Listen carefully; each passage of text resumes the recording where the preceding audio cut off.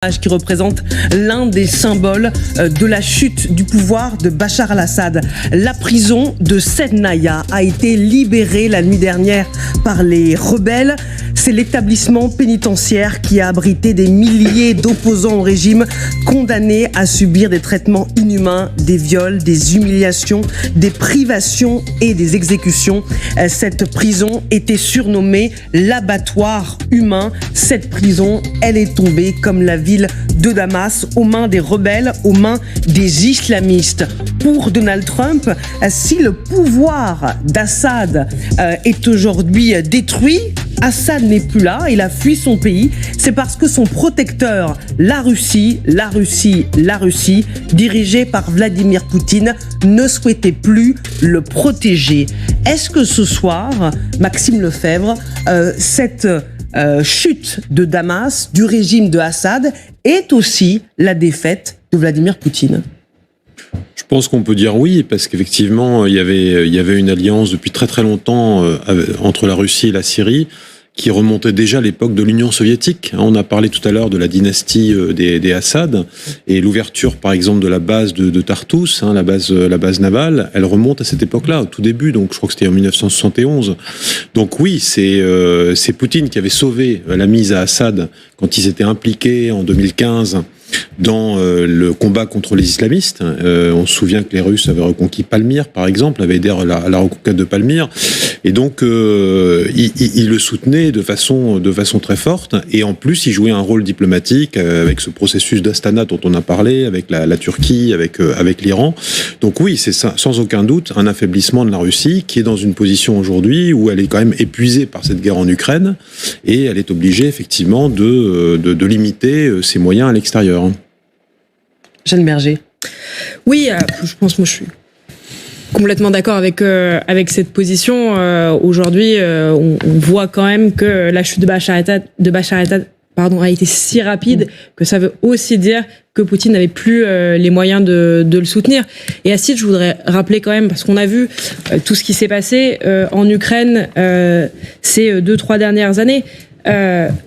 Pendant 10 ans, il s'est passé la même chose en Syrie. Pendant 10 ans, Poutine a soutenu Bachar el-Assad, a bombardé le pays, les hôpitaux, les civils. Et c'est aussi, si vous voulez, la fin de ce système-là. Et pour moi, je le vois aussi comme le fait que les Syriens n'ont pas accepté ça et ne souhaitent plus l'accepter. Marc Semo. Oui, c'est une très lourde défaite pour Poutine. Parce que la guerre en Syrie, ça a été un peu la répétition générale de ce que l'on a vu ensuite en Ukraine. Oui. C'est parce que Poutine a vu que Barack Obama n'était pas capable de tenir ses lignes rouges, n'était pas intervenu en 2013, il interprétait ça comme un signe de faiblesse, qu'il est intervenu en Syrie en 2015 avec son aviation et qu'il a sauvé la mise au régime. Et donc, c'est là aussi que s'est forgée une alliance opérationnelle entre la Russie et l'Iran, que l'on voit là aussi en Ukraine à propos de la fabrication et des livraisons de drones. Donc cet échec est déjà un échec pour lui. La seconde chose, c'est que c'est aussi un axe stratégique qui actuellement est pulvérisé. C'est-à-dire, plus encore que la Russie, c'est aussi l'Iran qui est le grand vaincu. C'est-à-dire, jusqu'ici, il pouvait tenir un axe chiite par une continuité territoriale qui allait depuis l'Iran jusqu'au Liban, le Hezbollah, son proxy le plus important, via le territoire syrien, même si régulièrement les Israéliens c'est des bombardements ou autres. Et ça aussi, si la Syrie bascule, enfin elle a basculé déjà comme grand pays sunnite avec Al-Joulani comme futur homme fort avec une coalition quelle qu'elle soit, etc.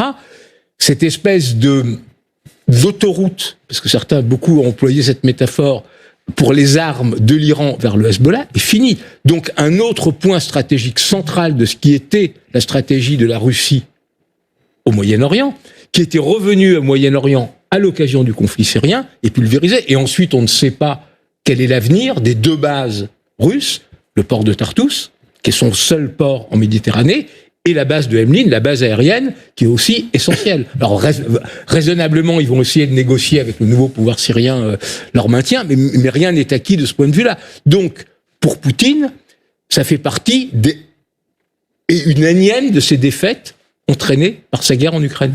Lucas, avant de vous entendre, partons à Moscou, retrouver notre correspondante Anissa El-Jabri. Bonsoir Anissa, comment réagit Moscou à la chute de son allié Bachar al-Assad ? Eh bien, en fait, il y a évidemment deux types de réactions, ce qu'on peut entreapercevoir à travers les médias, que ce soit les réseaux sociaux ou la télévision, et puis les réactions officielles. Par exemple, si vous regardez la télévision ici aujourd'hui, eh bien, vous ne verrez absolument aucune scène de liesse, vous ne verrez pas de prisonniers s'échapper des prisons, vous verrez du désordre, vous verrez de l'inquiétude, vous verrez des hommes barbus et armés. Alors, ces hommes qui ont pris les commandes du pays à la suite de Bachar el-Assad, aujourd'hui, en Russie, on ne les appelle plus des terroristes. La télévision parle de combattants armés et dans son communiqué officiel de réaction à la chute de Damas, eh bien, la diplomatie russe a notamment évoqué des factions de l'opposition syrienne avec lesquelles elle est en contact. On imagine bien qu'il y a des sujets sur les civils russes, on ne sait pas combien ils sont encore sur place, et puis ces deux fameuses bases russes qui sont tout aussi importantes. Il est évidemment évoqué dans le communiqué officiel de la diplomatie russe le départ de Bachar el-Assad, dont il est dit qu'il a eu lieu à la suite de négociations auxquelles la Russie n'a pas pris part. Rien n'est dit sur le lieu où il pourrait être parti. En tout cas, si on regarde ce que disent là aussi les experts qui sont invités à la télévision d'État et ce qu'on lit sur les réseaux sociaux, c'est extrêmement sévère pour Bachar el-Assad. Si on regarde par exemple ce que peut dire la chaîne Telegram Ribar, dont vous savez qu'elle est réputée proche du ministère de la Défense, eh bien, elle a dit très immédiatement après l'officialisation de son départ par la diplomatie russe, je cite, Bachar el-Assad s'est enfui lâchement du pays, abandonnant tout le monde. Et globalement, dans les médias russes, on parle d'une armée syrienne qui n'a fait pas du tout le choix de se défendre et qui n'aurait pas écouté, dit-on, les avertissements de la Russie. Merci beaucoup Anissa El-Jabri en direct de Moscou pour ces précisions. Lucas Manger.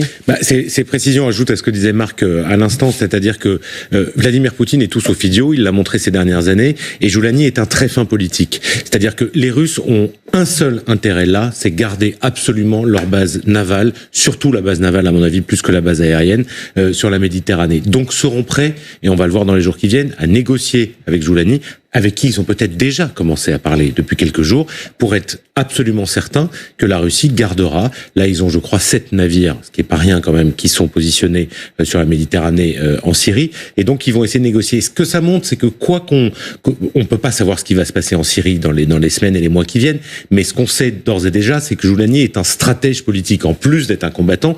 Ça fait des années qu'il travaille ce truc-là, c'est ce que rappelait Gwendoline de Bono tout à l'heure, ça fait des années qu'il travaille des contacts dans toute la région, qu'il a rompu pour des raisons politiques avec Abou Bakr al-Baghdadi, parce qu'il lui voulait faire un djihad mondial, lui s'est concentré sur la Syrie, c'est un islamiste mais aussi un nationaliste syrien, et il y a eu un petit élément la semaine dernière qu'il a montré qui était très intéressant, c'est ça dans le cadre des négociations qu'il a peut-être déjà, il a demandé aux Irakiens de ne pas laisser passer des milices pro-Assad sur le territoire syrien.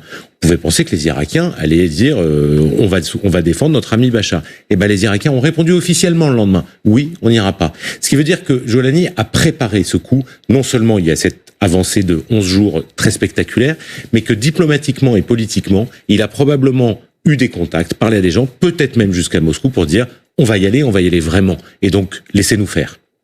Alors sur ce point justement, il y a aussi le rôle de la Turquie. C'est-à-dire Joulani avait des rapports avec les Turcs, la poche d'Idleb, qui a été un peu son laboratoire, parce que pendant 10 ans, il a montré qu'il était responsable, qu'il savait gérer, qu'il avait éradiqué les islamistes les plus radicaux, donc il avait des rapports avec la Turquie, et notamment avec l'actuel ministre des Affaires étrangères turc, Hakan Fidan, qui avait été pendant des années le patron des services secrets turcs, et qui est l'homme qui connaît le mieux dans la région tous les groupes de la rébellion syrienne. C'est lui qui, pendant des années, les a manipulés, les pires comme les meilleurs.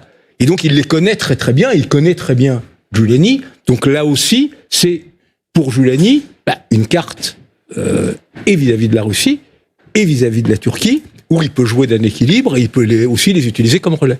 Amiral, on a appris selon les services de renseignement que Poutine retirait ses navires et ses armes de Syrie, même le symbole d'une déroute. Ouais, il a tout perdu parce que avec l'entrée de la Suède et de la Finlande dans l'OTAN, la Baltique est devenue une mer de l'OTAN, alors que donc on emploie souvent l'image des narines de l'ours russe qui sont bouchées avec les détroits baltes et puis bien sûr avec les Dardanelles. Tartous, il faut se rappeler que du moment les plus forts de la guerre froide, l'escadra soviétique que j'ai rencontré bien souvent dans ma jeune carrière, c'était 40, 50, 60 bateaux. Et que Tartous, depuis les années 70, est devenu le point principal. Je pense qu'ils ont besoin d'une base aérienne aussi, mais c'est peut-être moins fondamental parce que Tartous est véritablement le point d'entrée, en plus par une base qui est aussi un port. On ravitaille et on avitaille, bien sûr, des forces qui en auraient besoin. Donc, mais je voudrais juste prolonger cela en disant que il y a peut-être un vaincu, le Poutine, mais il y a un vainqueur, la Turquie, parce que son rôle un petit peu ambigu vis-à-vis de l'OTAN, elle est dans l'OTAN tout en étant attaquant l'OTAN, attaquant les bateaux, les trucs. Eh bien, les Américains en ont de plus en plus besoin, et les Américains, donc le monde occidental, a de plus en plus besoin d'Erdogan dans la région, et je pense que ça c'est une victoire, j'allais dire, à long terme, et une victoire surtout stratégique.